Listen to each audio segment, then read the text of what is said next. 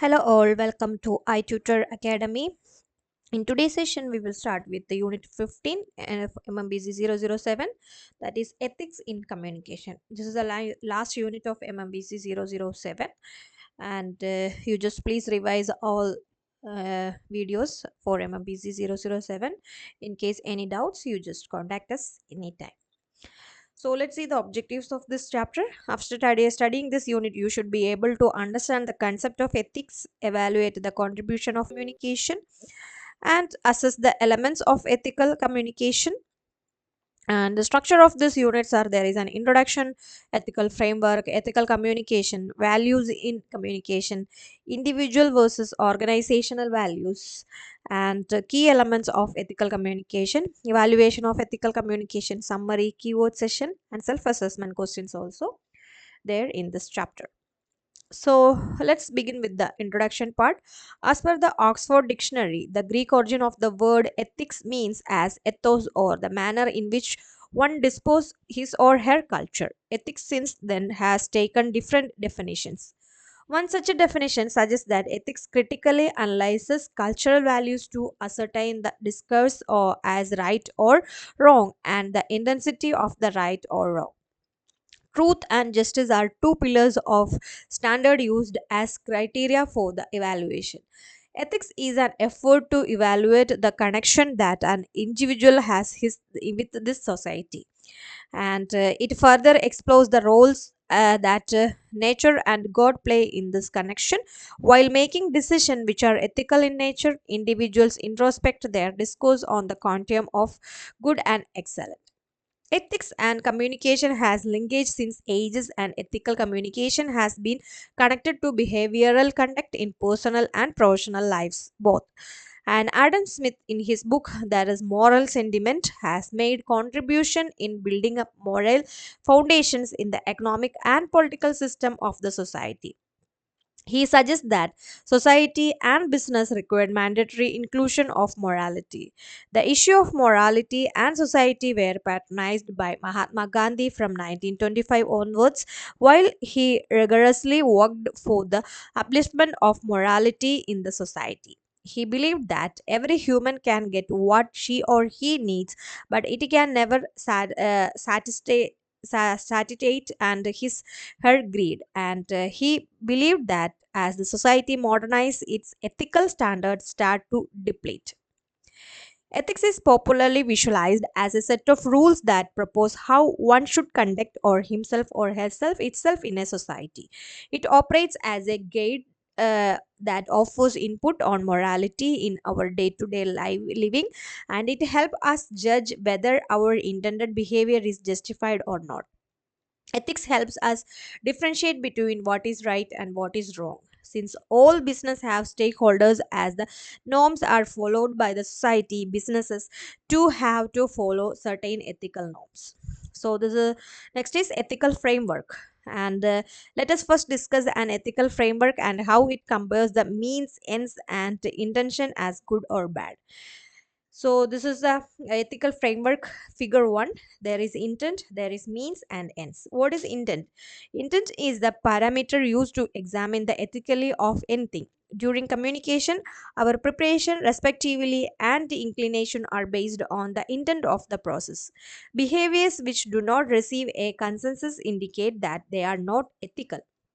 Code of ethics offers a standard to measure the intent communication. Some organizations have a code of conduct or ethical guideline designed to suit the organizational requirements, while others follow the general ethical principles. Means. What is means? Means are the tools employed in orders to achieve a desired outcome. The choice of action one makes could lie on the spectrum of good and bad, and even when the means lead to the same result, yet they can categorically identify the direction of the good bad spectrum. The out of the action deemed as the end can also be good or bad. The same end could be good or bad for different people depending on what role they are playing in the communication or action. Researchers suggest that while evaluating ethical behavior, one should ask three basic questions. Have I discussed the ethicality of the behavior with others and come to a general consensus that the behavior is ethical? Does the behavior adhere to no code of ethics? Would I be happy if the outcome of the behavior were reversed and applied to me? In the ethical metrics, behavior is considered to be ethical when the good end combines with good means, contrary to bad means, leading to bad end, which tends to be an unethical behavior in the ethical metrics. There can be situations where bad means lead to good end, and this is termed as Machiavellian ethics, where good means leading to bad end is termed as subjective ethics. So activity 1 is here based on this. You just try to do it. And next is ethical communication. Ethical communication refers to the process of sharing information which is created with a sincere intention and intended to provide honest information. This information will not be misleading and should be conveyed in a fashion wherein the information is complete in all respect, essentially with reference to its context, so that there lies transparency in all formats and the receiver does not correlate the information to a situational where the same is not intended by the sender. Ethical communication is practiced by all entities, including individuals, societies, cultures, nations, organizations, government, etc., with an intention to foster reliable relationship while thinking and deciding responsibly while communicating. This form of communication ensures the establishment of individual integrity along with respecting people around them. Principles to ethical communication. There are certain principles of communication which, when other, to lead to ethical communication. These are to create communication which is truthful, accurate, honest, and has purpose.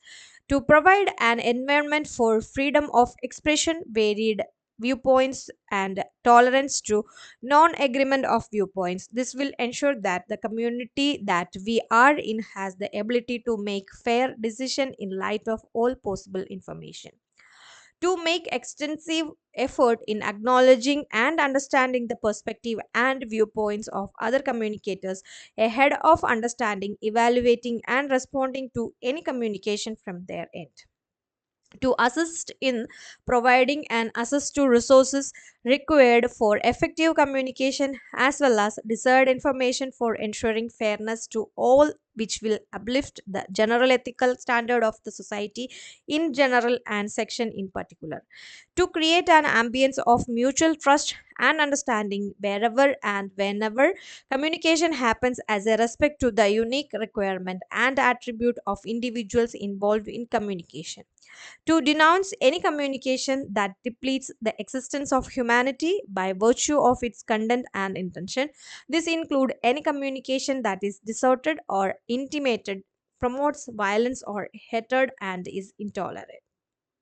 To promote and support unconditionally the expression of an individual which are strong, fair, and just.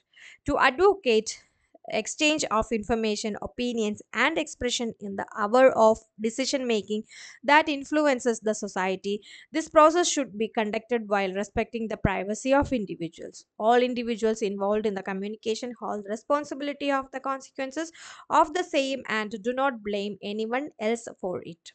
To ensure that communication elicits a general sense of positivity. Ethics in business communication.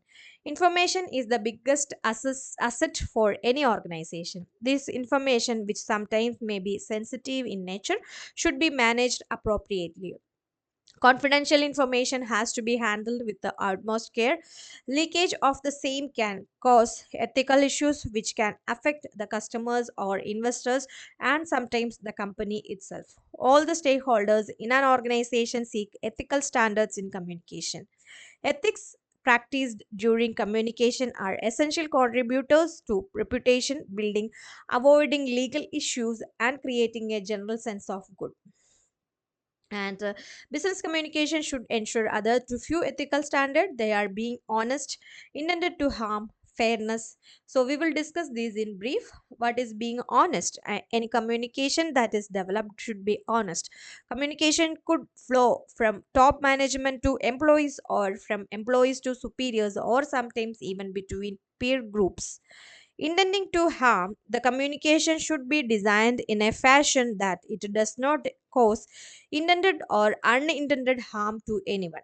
For example, while drafting statutory warning on cigarette packets, explicit information on the fatal impact of smoking should be mentioned. And fairness. While creating communication with the organization, society, or group, effort should be made to ensure that all intended receivers are treated equally. So here is activity 2 based on this session. You just try to do it. And value in communication. What is value? Values play a crucial role in shaping an individual's behavior. Values may differ across different cultures, or countries, etc. Yet there are certain values that remain common. These are the ones that operates as the beginning point of for an ethical foundation. People values happiness the most and want to avoid suffering. Love, kindness, peace, mutual respect, and understanding are preferred value. So the core value as promoted by the UN General Assembly are inherent dignity and the equal and inalienable rights of all members of the human family, along with the freedom, justice, and peace. Some common shared values and traits proposed by different experts include empathy, compassion, truthfulness, dignity, kindness, love, justice, fairness, moral courage, and respect, care, and humility. Value operates at the beginning point for ethical communication. While designing communication that is deemed to ethical, these values are used as standard measures. With different cultures, the priority or importance given to various value may differ, and human beings also differ with each other on the basis of their education level, gender, ethnicity, age, etc., thus creating a unique spectrum of combination of values for each individual. Next is individual versus organizational values. Most of the time, individual values extended to the organization. Organizations values value an individual's value, and in turn get affected by the core values, which populate the culture of the company and what the business stands for. This corporate culture not only influences strategic decision but also the day-to-day operations, including how employees are recruited, trained, treated, and partnered with. Personal values are prioritized as per the choice and happiness that an individual derive from the value that she or he possesses. Core value are the one that have the highest priority for an individual. Here the question arises whether the same value that an individual cares for are translated to his or her professional life. And personal values as well as corporate values guide an individual and an organization while making decisions and contemplating actions. They demarcate one individual or an organization from another. And the major difference between personal and organizational values is that individual values are explored, whereas organizational values are typically chosen, pre-decided, and developed. This is where the concept of value congruence come into picture. Value congruence is the compatibility of personal value of an individual with that of his or her surroundings. This has a positive impact on employee behavior, and which in turn lead to a better job fit, and this parameter is also used while recruiting employees. So the social media, company website, and corporate publication like annual report all communicate the value propagate and followed by an organization. And most organization will have a common value like integrity, competence, teamwork, autonomy, creativity, work ethics, professionalism, social emergence. So it can be concluded that value congruence develop and inspired effective communication and trust among employees and their managers or superiors. And acknowledging and understanding the individual difference in value of people can help them manage them better. Okay, so this is about today's session, and next subsession we will discuss on next video. Uh, And if in case any doubt, you just contact us anytime through our contact number, or you can comment it on our comment box.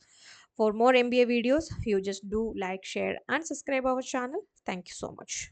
i-tutor Academy presents Ignou Mba complete syllabus coverage classes for individual students, semester-wise subject with online and flexible timing. For more details, contact on +916 238 21785.